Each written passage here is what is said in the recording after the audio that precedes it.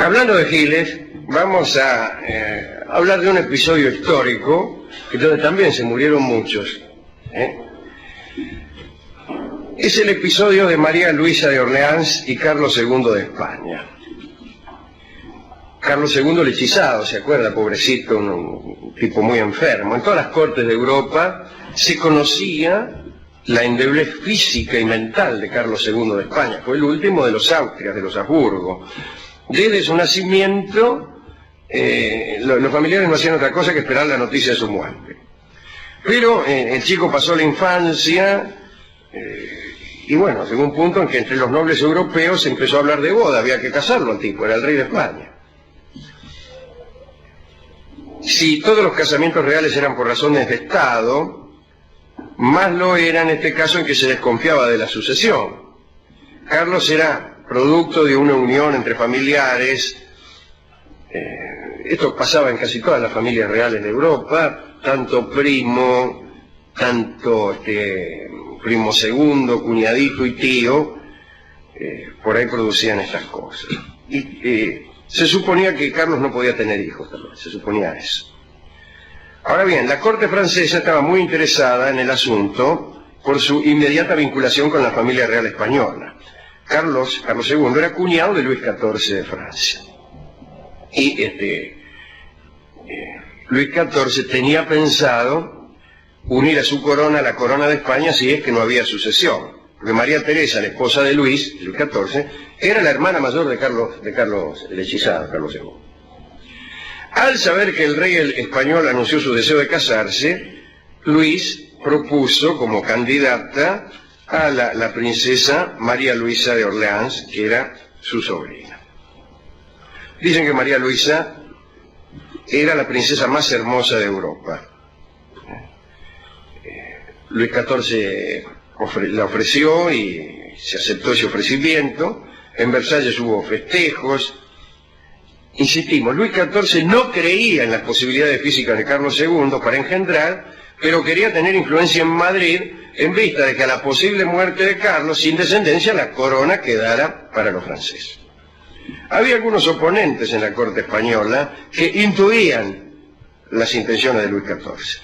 Entre esos oponentes estaba la mamá de Carlos, la reina Mariana, pero Carlos había recibido un retrato de su futura esposa, y la vio y le gustó al tipo, ¿no?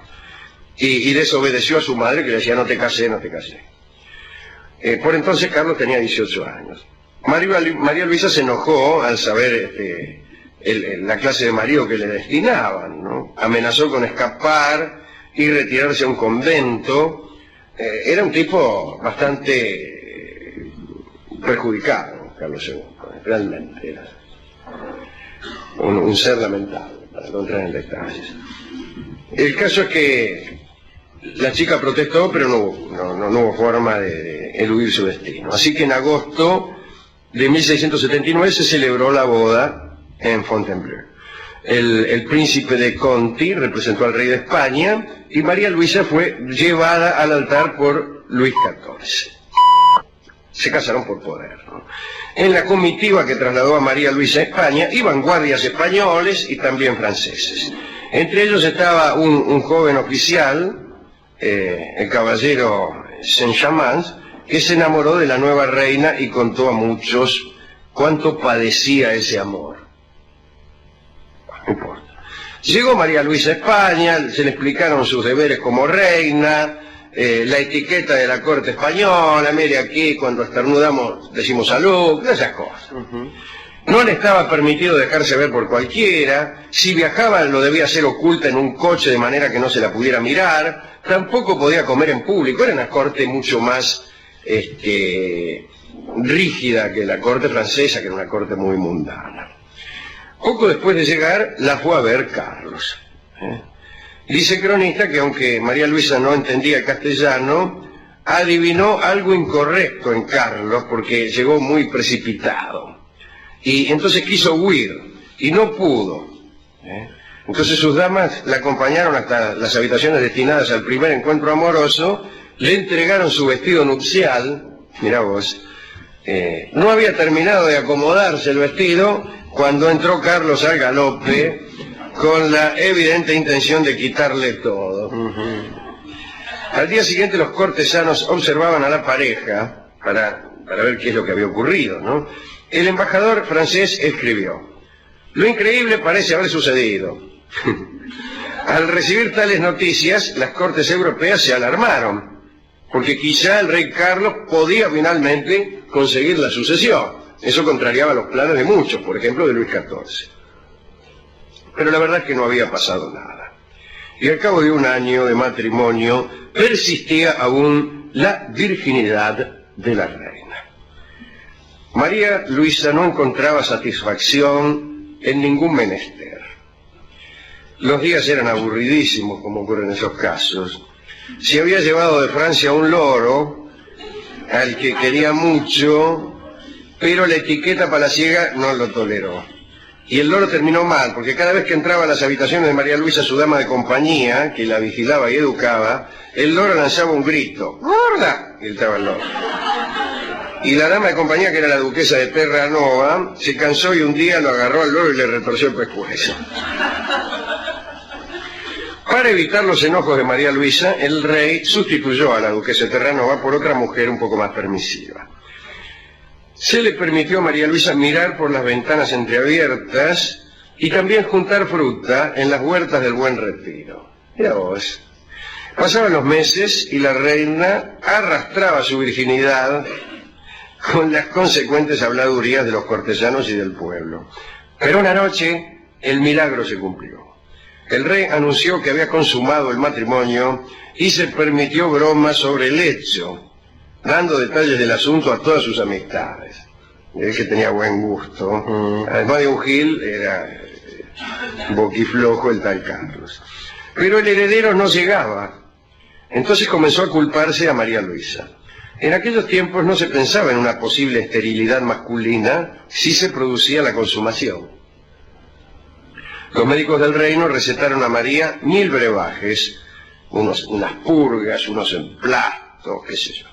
Pero nada daba resultado. Se probó incluso con acercar reliquias, que ya se sabe que son muy convenientes para gestar embarazos. Le pusieron en la boca un diente de San Juan Bautista, pero no sucedió nada, cosa tan rara. María Luisa seguía más aburrida que nunca. Dice el cronista que no se interesaba por nada, no quería tomar medida alguna ni para el presente ni para el futuro. Renunció a todo lo que podía poseer en España y solo se consolaba imaginando su regreso a Francia. Por entonces se puso de moda una coplilla que decía: parid, esa flor de lis, que en aflicción tan extraña, si parís, parís a España, si no parís, a París. Mientras la reina pensaba solo en su vuelta a Francia, se produjo una intriga, ¿no? Una intriga hija de la desazón de los súbditos al ver que pasaba el tiempo y no había ni sospecha de embarazo, ¿no? Tan grande era en España el prestigio de los reyes que el pueblo estaba mejor dispuesto a creer cualquier calumnia acerca de sus reinas que admitir que uno solo de sus monarcas no fuese capaz de procrear. Y la calumnia no tardó en aparecer. Se dijo que la reina no quería tener hijos con Carlos II y que intencionadamente malograba sus embarazos. Y todo porque estaba enamorada de aquel oficial francés, Saint-Germain, que devotamente le había servido en las jornadas de traslados durante la boda. Saint-Germain estaba en París, donde, como dijimos al principio, había contado a varios lo mucho que amaba a María Luisa. Alguien escribió unas cartas en las que se hizo pasar por María Luisa y se las mandó a Saint-Germain. En las cartas falsas, María Luisa le decía al enamorado que estaba dispuesta a corresponder al amor que, según le habían dicho, había despertado en el oficial. Saint-Germain, al recibir semejante mensaje, saltó de alegría y le mostró las cartas a todo el mundo. Hasta tal punto le creyeron que se le acercaban algunos indeseables para usufructuar su nueva jerarquía de amado por la reina. En realidad no era poca cosa ser el amante de la reina de España y de la sobrina del rey de Francia. Luis se enteró de la llegada de estas cartas, Luis XIV. También las creyó verdaderas. Y escribió María Luisa una carta toda llena de insultos, atorrantas, yo qué sé. María Luisa no podía entender lo que su tío le decía, pidió a Luis XIV que saliera del error en que se había metido y se confesó presa de la mayor de las iniquidades. Al no poder cumplir con el deber de proporcionar un heredero, y además por el hecho de andar con otros, se le sugirió a Carlos que la repudiara. Dice, repudiala, Carlos, dice que no solo no te da un heredero, sino que anda con otros tipos. Pero sucedió otra cosa. La reina continuó tomando los brebajes que los médicos de la corte le daban para que quedase embarazada. Y en febrero de 1689 María Luisa fue a cabalgar por unos bosques. A su regreso se descompuso, tuvo fiebre y vómitos. Los médicos dictaminaron cólera morbo. En realidad se trataba de un desarreglo producido por los mejunjes que le habían recomendado, que no tenían otro sentido que envenenarla. Y María Luisa murió a los pocos días, a los 26 años de edad. El embajador francés pidió que se hiciese la autopsia a la reina en presencia de cirujanos de su confianza para comprobar que no había sido envenenada. No hicieron autopsia y además le entregaron al embajador sus papeles y una nota con la expulsión del reino. 10 días después de la muerte de la reina, Carlos II recibió un escrito del Consejo de Estado en el que se le pedía que contrajese nuevo matrimonio. Su nueva esposa fue Mariana de Neuburgo, pero esa es otra historia. Una historia que termina con el cumplimiento de los planes de Luis XIV, ya que el siguiente rey de España fue Felipe V, el nieto de Luis XIV, ya que efectivamente Carlos II murió sin descendencia y fue el último rey de los Habsburgo, y el primero de los Borbones fue Felipe V. Los Borbones todavía están reinando en España. Felipe V era antepasado de este que reina ahora. Bueno, así que fíjese que aquí también aparece, discúlpeme que no es mi intención hacer rimas, ni tampoco juzgar a la gente del siglo XVII con los criterios actuales, mucho menos a los médicos. Pero antes que nada lo que hay acá es una enorme estupidez. Y la malevolencia viene después. La malevolencia generalmente está inevitablemente ligada a la estupidez. Un estúpido es, por regla general, bastante malévolo. Esto le costó la vida a esta chica.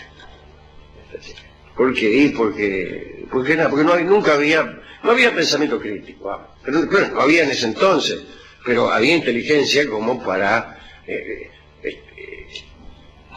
conjeturar que a lo mejor un diente de San Juan el Bautista no era un diente de San Juan el Bautista, y que además si lo fuera, no está nada clara cuál es la relación de causa-efecto entre un diente de San Juan el Bautista y la aparición de un embarazo en una persona con dificultad. Pero bueno, ni eso fue capaz de pensar nadie. No me digan que en esa época nadie pensaba esas cosas. Platón había muerto hacía más de 1000 años. ¿Éramos todos tontos? No, pero algunos sí. Y algunos tontos tenían injerencia en la vida de los demás. Así que cuidado con los giles. Cuidado con los giles. Saquen a los troncos, dijo uno, a quien le pidieron un diagnóstico sobre un equipo que estaba funcionando mal. ¿Qué haría usted? Saquen a los troncos. Bueno, saquen a los troncos. Pero además sáquenlo, no como los troncos sacan. ¿A quién dedicar esto? No a Carlos II, que era un mal bicho, además ya hablaremos. Hoy no cargamos la tinta sobre él porque el tema era María Luisa. María Luisa, pobre, que era la más hermosa de todos, se casó con un gilastro, terminó muerta por culpa, tuvo que cargar con culpas de un estúpido, y terminó muerta por los lacayos y adulones. Y a nadie más. El otro tampoco me gustó, el Saint-Germain. No. Que andaba contando ahí, y ni siquiera era de la mina la carta, se le había escrito otro. Sí, se agrandó en vano. Claro, ¿quién sabe cuántos de nosotros estaremos agrandados en vano? ¿Por cartas o por suposiciones o por cosas que falsamente creemos? Yo estoy seguro que voy a decir esto, mire, usted habrá hablado con muchos amigos suyos, cada vez que uno habla con una persona, me incluyo también, ¿no? Siempre un tipo asegura que fulana o sutana están enamoradas de él. Yo no estoy tan seguro de que sea así. Y mira si no. Porque fulanita, vos no sabés cómo me amaba, yo qué sé. Yo la verdad es que no sé eso. ¿Quién sabe cuántos de nosotros estamos leyendo cartas de María Luisa de Borbón, ¿no? Que las escribió algún otro. Y a veces las escribimos nosotros mismos, ¿no? A veces las cartas falsas que nos escriben las escribimos nosotros de nuestra imaginación, en nuestra fantasía. Nos saluda una mina 3 veces y ya la damos por enamorada. Vamos a saber si nos amó a alguien. Vamos a saber, ¿no? Así que tampoco me gustó ese tipo que se enamora de cartas que le escribió un secretario. Víctimas de ese culto a la seguridad, Alejandro, que Sí, hay ahora, claro, ¿vio? que Una también persona muy propio, segura. pero dice... que es propio de los estúpidos también. Ese tipo que existe, pero mire, soy un tipo muy seguro de mí mismo. Ah, caramba. Rajemos. Caramba. Espera que me agacho atrás del pilar, porque en una de ellas saca el arma el tipo y sonamos, está tan seguro. Bueno, tratemos, yo he cometido también ese pecado, alguna vez he estado seguro de algunas cosas. Por suerte ya no, por suerte digo, por desgracia, ojalá pudiera estar seguro de algo, pero es imposible, es imposible estar seguro de nada. Así que tomemos, querido Rolón, lo que la vida nos diere, con humildad, con cierta duda, sin que la duda nos haga perder la eficacia, ¿no? Correcto. Bueno, sería que en el punto cúlmine del acto amoroso a uno le sobreviniera el escepticismo y uno decía, ah, caramba. Hagamos como pedía Nietzsche, en el sentido de saber que después de todo no hay verdades últimas, que nuestro conocimiento es perspectivista, acaso ficcional, pero sigamos creando eso, aunque sea con la idea de lo que esto pudiera tener de artístico. Así que bueno, discúlpeme, pero tengo que leer una carta que me acaban de mandar. Y yo creo que acá en la producción, como saben que yo me pongo muy contento cuando me escriben cartas de amor, me escriben cartas de amor de personas que saben que me gustan. Yo te escribo fulana, dice. Las cartas tienen la misma letra de Nico. Sí, todas las minas suyas tienen la misma letra de Nico. He reconocido la letra de Nico y de Narezo en la mayoría de las cartas de amor que me envían las minas que yo creo que tengo.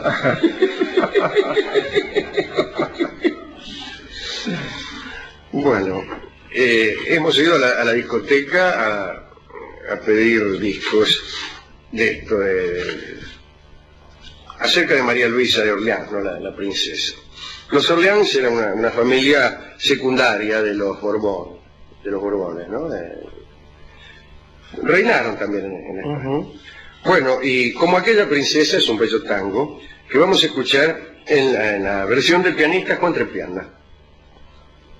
Así que adelante, Juan, joven pianista, que vale la pena escuchar porque tiene muchísimas ideas, muchísimo conocimiento del género, muchísima autoridad, sabe quién ha sido Lucio de Mare, que es decisivo en esto. Aprovecho para saludar en Juan Trespiana a todos los artistas en dificultades, que están también en Argentina en dificultades por las mismas razones apuntadas, en un lugar en donde todo el mundo está seguro y tiene revelaciones divinas. Estos acordes son mal vistos, son preferibles, claro. Otra clase de música, de letras, así que aprovecho para saludar a este pianista que seguro que está en dificultades porque su arte propone dificultades. Adelante, Juan Trespiana, el tango es como aquella princesa.